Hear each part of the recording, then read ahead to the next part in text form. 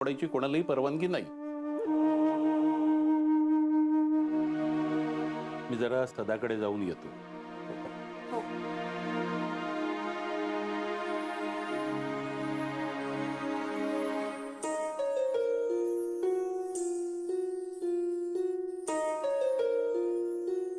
म्हटलं होतं ना मी तुला की हा जो राग आहे ना तो फक्त वरवरचा आहे, पण त्यांच्या पोटात तुझ्यासाठी किती माया आहे ते बघितलं ना.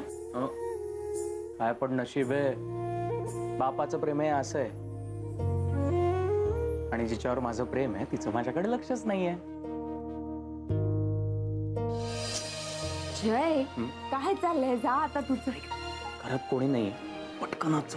जय गप्प बस रे, जा आता. तुला उशीर होत नाहीये का? तुझ्यापेक्षा ना माझ्या क्लायंट्सना पटवणं जास्त सोपं आहे. नो जय, या महिन्यात पॉसिबलच नाही. अरे तुझा मागच्या महिन्याचा माल अजूनही पडू नये. एवढ्या ब्रांचेस आहेत तुमच्या मुंबईत, तो माल तर कधीच संपला असेल.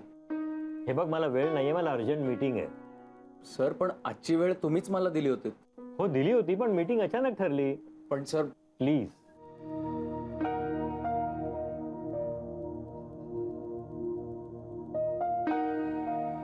ही तुमची मुलगी का? हो. अरे वा, कॉंग्रॅच सांगा तिला. शाळेत पहिली आलेली दिसते. शाळेत नाही, गाण्यात दुसरी. अभ्यास तर मी शिकवू शकतो, शिकवत होतो सुद्धा, पण गाणं नाही ना शिकवू शकत. गाण्यासाठी तिला कोणीतरी चांगला गुरु भेटायला हवा.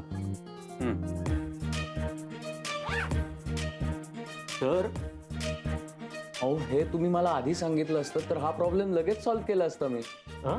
हो, पंडित आनंद देशपांडे हे ओळखीचे आहेत माझ्या. त्यांनी शिकवलं असतं तुमच्या मुलीला.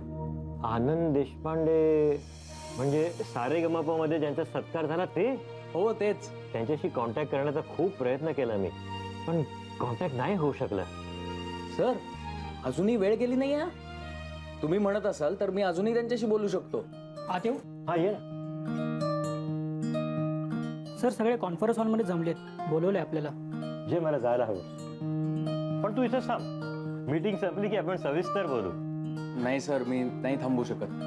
पुढच्या क्लायंटला पण टाइम दिला ना, मला सगळे टार्गेट्स कंप्लीट करायचे आहेत. हे बघ, तू त्यांची उद्याची तारीख घे ना. मीटिंग संपेपर्यंत महेश बाकीच्या ब्रँचच्या रिक्वायरमेंटची माहिती करून घेईल. एका झटक्यात तुझी दोन्ही कामं होतील की नाही? Okay sir. हे बघ महेश, बाकीच्या ऑफिसेसमध्ये फोन करून चौकशी करून घे की त्यांना किती कार्ट्रेजची रिक्वायरमेंट आहे ते. आणि हो, साहेबांना काय चहा कॉफी हवं नको ते बघ. अरे तू उभा का? बस ना, बस. हो सर. येतो मी. थँक्यू.